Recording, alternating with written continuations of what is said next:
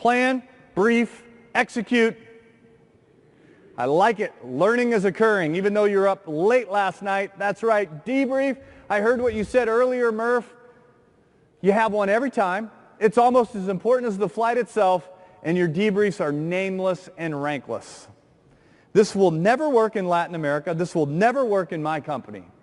My company's been around for 20 years. We certainly have a hierarchy. It will work in your company, and it will work in Latin America. But where does this need to start? We're talking about culture right now. It needs to start with you, the leaders in the room. Hey, sometimes as a middle manager, as a captain, I flew with the base commander, a one-star general. And I'm a middle manager, a captain. And we had new hires called lieutenants on that flight. Together, we planned, briefed, and flew the mission. We executed. When it was time to debrief, if the general had made an error in the flight, do you expect the general to admit that error in front of the team members? I do in the debrief every time. And guess what?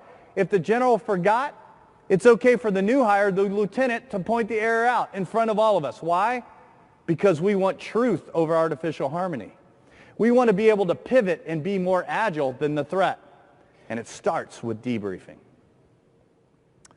How many of you have ever seen the Air Force Thunderbirds or the Navy Blue Angels or any of the demonstration teams fly around the world? You ever seen these guys in air shows? Well, I had a chance to go fly with Britain's team, the Red Arrow, several years ago. And I can tell you it's one of the coolest things I've done. All of our pilots are handpicked to fly on these teams. They fly these air show routines almost every single day, about 240 a year, practice and real air shows. They consider every one of these things, these air shows, a routine procedure. Now, they don't look routine to you, but they are. Do you have routine procedures in your business that may not look routine to other businesses? Do you debrief after every one of your air shows? Do you think the Blue Angels and Thunderbirds debrief after every one of theirs? You bet they do. Let's go fly with the best of the best. Let's see what they have to say about this important component to your culture around flawless execution, nameless, rankless debriefing.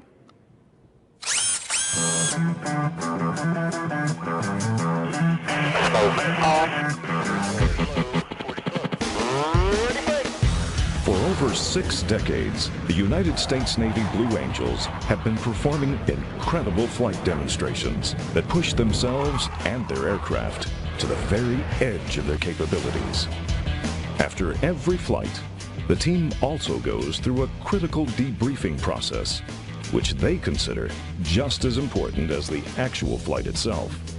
For each and every maneuver, they hash out what worked, what didn't, and no punches are pulled. We have to be as wide open to criticisms as we can possibly be. In the very structured platform in which we debrief, we examine our mistakes so that we get the very best information to improve every time we fly. I'll tell you how specific it gets. We even debrief the march out to the airplanes and the march back at the conclusion of the show. What's most remarkable about the post-flight debrief is that within a military structure, where rank is so highly regarded, a debrief among the Blues is nameless and rankless. Everyone universally acknowledges it's not who's right, it's what's right.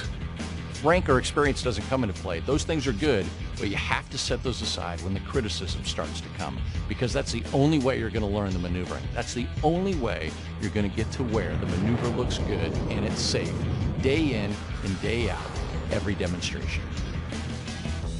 Take a safety, low brake, cross, first one. I guess the best analogy would be it's like a mulligan. It's your opportunity to come into the debrief and say, look, these are the things that I didn't do right today. And that is giving you the opportunity to fess up, identify your own shortfalls, and say, I'm going to fix these for tomorrow. I will fix my safeties. Glad to be here. Sean? Mr. Ross, my specific goal was the diamond roll. Safeties, I'll take safety. The last thing you say is, I'll fix my safeties. I'm glad to be here. Deviations, no matter how small from the briefed flight plan, are called safeties. These are problems or violations from the strict Blue Angel standards within each flight. Through extensive review of videotape and the experience of the critique team on the ground, each and every maneuver is observed and debriefed move by move. Each performance adjustment or safety is acknowledged by the appropriate team member and, most importantly, punctuated with the phrase, "and I'll fix it." The debrief is one of the most important things we do. If we don't debrief, if we ever get complacent, we're not only going to kill ourselves, we risk killing somebody else. We've got to be able to learn each and every time we go flying, because in over 65 years, there has never been a perfect flight demonstration put on by the Blue Angels. So we're always working and striving towards executing a demonstration flawlessly.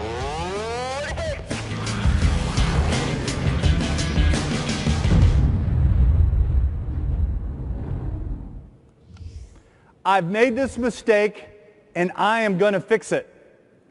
Do you have that kind of culture on your team right now? Did you hear what Intake said? He said there's never been the perfect demonstration that the Blue Angels have ever performed. Well, he's right about that statement, but I don't know what you think, but they look pretty close to perfect to me.